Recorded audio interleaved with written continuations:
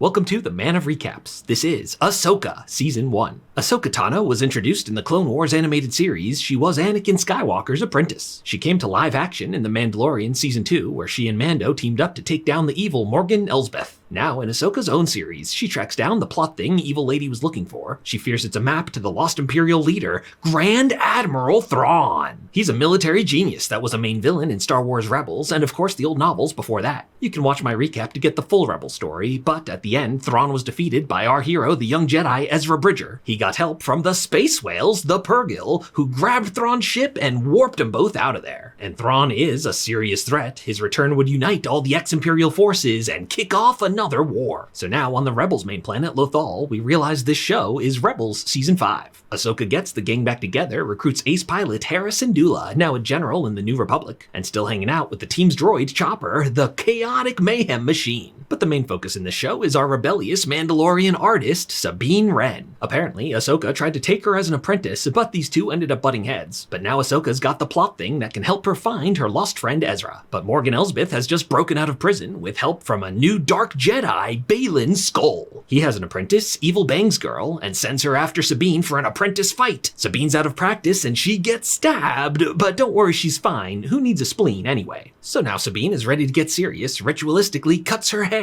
All right, Ahsoka, let's do this. She starts training with Ahsoka's droid Huyang, who was an old Jedi training droid, and Sabine is a top-tier fighter, but she doesn't have much connection to the Force. Ahsoka explains she's a little Force sensitive, but way less than all the Jedi we know. Meanwhile, the bad guys open up their space map, which answers how Ezra and Thrawn have been missing this whole time. I mean, the Star Wars galaxy isn't that big, relatively, but turns out they're in a different galaxy, which, for space, is really far away. So Sabine and Evil Bangs have their rematch, while Ahsoka goes for Baylan Skoll. Hey, we never met. Who are you? What's your deal? Well, turns out he seems like a cool guy who wants to do the greater good. But his greater good is clearly bad, so he and Ahsoka have a lightsaber fight. And Baylan Skoll is no scrub. He's got Ahsoka on the ropes. In fact, whoa, knocks her off the cliff. Sabine got the map. She's gonna destroy it so they can't find Thrawn, but that would mean she can't find Ezra either. And so Sabine gives him the map back, taking a pretty big gamble here. So Baylan enters the coordinates, then destroys the map so no one can follow him, and it's time for the bad guys' intergalactic hyperspace jump. Ahsoka, meanwhile, didn't die. She wakes up in the world between worlds, which we know from Rebels is like a mystical Jedi place. And here she's reunited with her old master, yes, Hayden Christensen, back as Anakin Skywalker. He tells her he's got a new lesson for her, and they go to a flashback to when she was a kid fighting in the Clone Wars. She realizes Jedi shouldn't be fighting in the war. Jedi's whole thing, they're supposed to be non-violent. At the time, Anakin thought the only way to stop violence is with more violence, and now Ahsoka realizes maybe that was wrong and led him down the path to the dark side. So now Ahsoka and dark side Anakin have themselves a lightsaber rematch. But Ahsoka doesn't kill him, throws the lightsaber away. Yes, a Jedi should choose non-violence. Meanwhile, Hera finally arrives. She was caught up in New Republic bureaucracy. Most people are trying to do good, but there's still a lot of secret Imperial loyalists. Luckily, C-3PO shows up to shut this guy down. Hera brought her son, Hera Syndulla, who, like his father before him, is Force sensitive and is able to figure out where Ahsoka's in the water. With the map destroyed, Ahsoka can't follow unless she asks directions from the Purrgil themselves. Yeah, these space squid whales are maybe super cute or maybe eldritch horrors, but Ahsoka's not scared, parks inside one's mouth for some space whale intergalactic hitchhiking. Meanwhile, the bad guys are in this new galaxy, but turns out it's not a new galaxy, it's an old galaxy. It's the original homeworld of the Night Sisters, the witches of Dathomir, of whom Morgan Elsbeth is a descendant. And now pulling up in an old Star Destroyer,